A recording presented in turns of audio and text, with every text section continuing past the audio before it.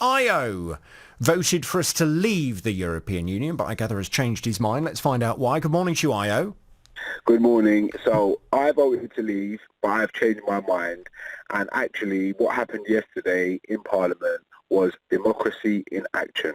I do not understand why half this nation do not understand how our political system works. Our MPs are not delegates. We put these people in place so they can use their judgment on what is the best thing for the UK.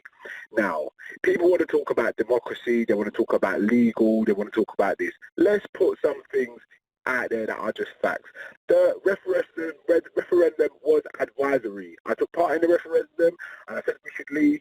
Now, if I was to vote to blow my head off, I expect my MP to take the bullet out of the gun. Boris Johnson has no mandate to do what he's doing in terms of a WTO Brexit, because that was not what was promised in the referendum campaign. I do not know how many times I have to say this. Let's go and get the official leave literature which says we will not leave without a deal and it's not a sudden change, etc. These arguments have been played over again and again. Why did you vote leave then? Right. The main reason why I voted leave at the time, honestly, I just didn't like David Cameron. That's probably the number one reason why. I didn't like David Cameron. I kind of wanted to destabilise him a bit. And to be honest with you, I never thought Leave would actually win. Also, I misunderstood the rules around freedom of movement. I didn't really understand how it all worked. The year after the referendum, I actually went to go and work in Holland. I got a call on a Friday. I was sitting at my desk on a Monday, and I thought, wait a minute, I am a migrant worker working in Europe. I've since read a lot more, understand a lot more about the EU and how it works. People, they spout things like we're going to have a European army, this, that, and the other. Because I was listening to an argument the other day where someone said we didn't know what Remain would be. Well, obviously we did know what Remain would be. People were saying since then they've announced, a European army. Now look, if we do not want to join a European army, Brussels are not going to get there, come over here, kidnap our troops and put them in barracks in Europe. It's not going to happen. We have a veto on these things.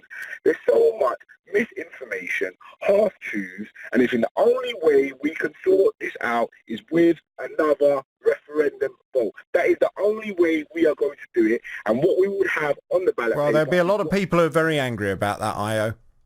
Well, they'll say they're very angry about it, and all I'll just try to say to them is, I'm not saying that we should reverse it. I'm just saying we should have another vote on it. And if you still want to... Yeah, but there may be people listening who will say, well, you should have taken your responsibility more seriously first time round.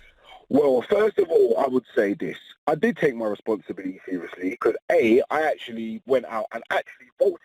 I may not have had all the information in front of me. Yeah, but it would appear, based on what you said this morning, you didn't vote for what we were told to vote on. You voted because you didn't like David Cameron. Well, it wasn't a referendum on whether you liked David Cameron or not.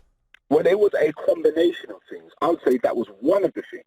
I also saw that we was going to get £350 million a week for the NHS.